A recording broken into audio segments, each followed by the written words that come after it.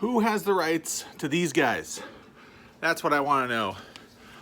I read the other day, Kevin Feige and Marvel and Sony came to some new deal about who gets Spider-Man. And I'll be honest, I'm tired of talking about Spider-Man and where the rights to that character belong.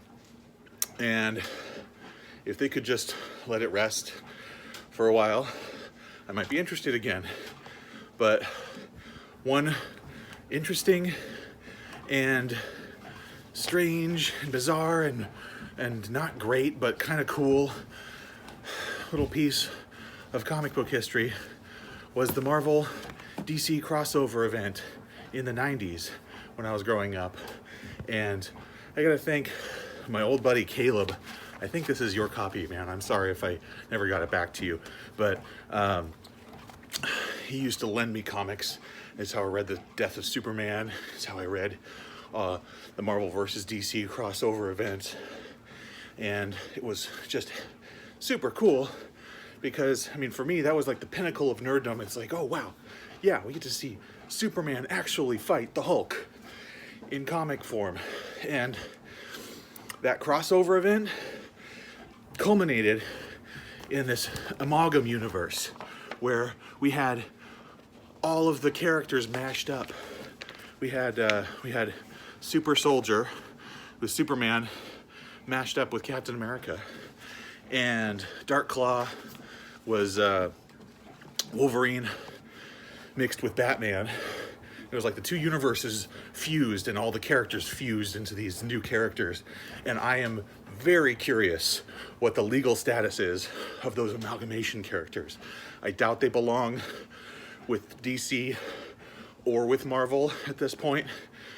And in order for any kind of adaptation to happen, I am assuming there would have to be a very intricate deal struck between Disney and Warner Brothers, who owns the DC characters.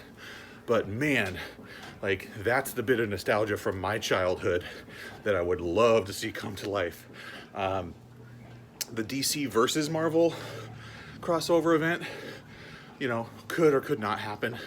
You know, if Sony and Disney can strike a deal to make both studios some money, you know, if we fizzle out and we stop buying tickets to the Marvel movies because we just get bored with it, and they have to come up with something new, that could be so awesome.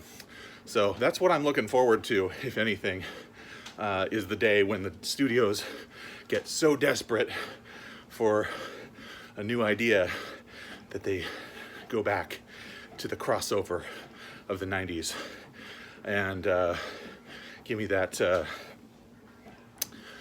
Spider-Boy and Bruce Wayne, Agent of S.H.I.E.L.D. There was a bunch of them. I never had any copies myself. I was always borrowing from my friends, but it was pretty cool.